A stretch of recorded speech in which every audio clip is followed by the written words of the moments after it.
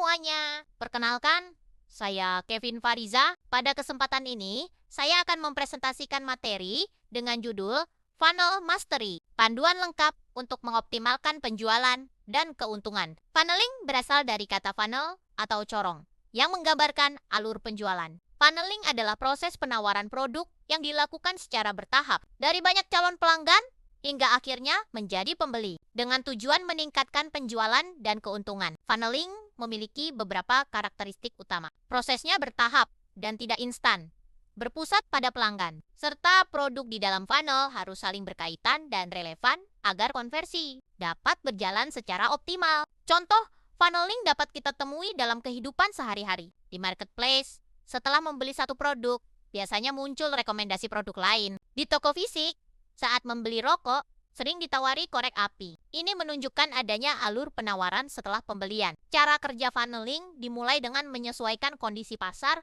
dan target audiens. Setelah itu, menyusun game plan, menerapkan strategi funnel pada setiap tahap, serta menyiapkan plan B sebagai antisipasi jika strategi utama tidak berjalan sesuai harapan. Game plan dalam funnel berfungsi sebagai peta jalan strategi. Funnel bukan hanya bertujuan untuk menjual, tetapi membangun hubungan jangka panjang dengan pelanggan, agar bisnis dapat bertumbuh secara berkelanjutan. Strategi funnel yang efektif bersifat unik. Funnel satu bisnis tidak bisa disamakan dengan bisnis lain karena dipengaruhi oleh target market, produk atau layanan, serta gaya penjual. Oleh karena itu, funnel harus disesuaikan dengan kondisi masing-masing bisnis. Plan B sangat penting dalam funneling. Plan B berfungsi untuk mengantisipasi kegagalan, beradaptasi terhadap perubahan pasar, dan tetap menjaga strategi agar selaras dengan tujuan utama bisnis. Funneling penting karena penjualan tidak terjadi secara instan. Pelanggan melewati proses dari mengenal produk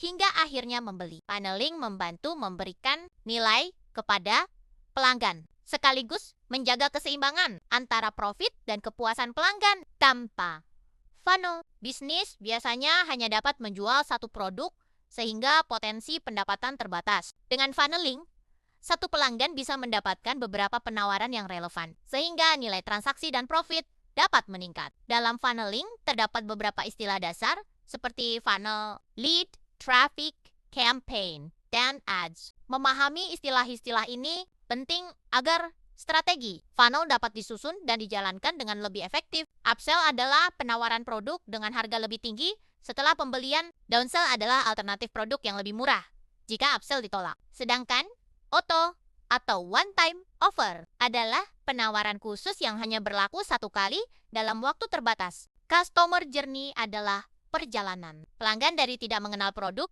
hingga melakukan pembelian. Funnel yang baik harus selaras dengan customer journey agar setiap tahap dapat mengarahkan pelanggan menuju keputusan pembelian. Memahami customer journey sangat penting. Tanpa pemahaman ini, funnel berisiko tidak efektif dan proses konversi tidak berjalan optimal karena tidak sesuai dengan kebutuhan pelanggan. Tahapan customer journey dimulai dari tidak mengenal produk, kemudian melihat-lihat, tertarik, muncul kebutuhan, melakukan pertimbangan, hingga akhirnya membeli. Setelah membeli, pelanggan berpotensi menjadi buyer yang loyal. Sebagai kesimpulan, funneling merupakan alur penjualan terstruktur untuk meningkatkan konversi. Dengan funneling, bisnis dapat meningkatkan penjualan, profit, dan nilai pelanggan. Strategi funnel harus memiliki tujuan yang jelas, strategi yang terukur, serta plan B yang adaptif. Terima kasih atas perhatiannya.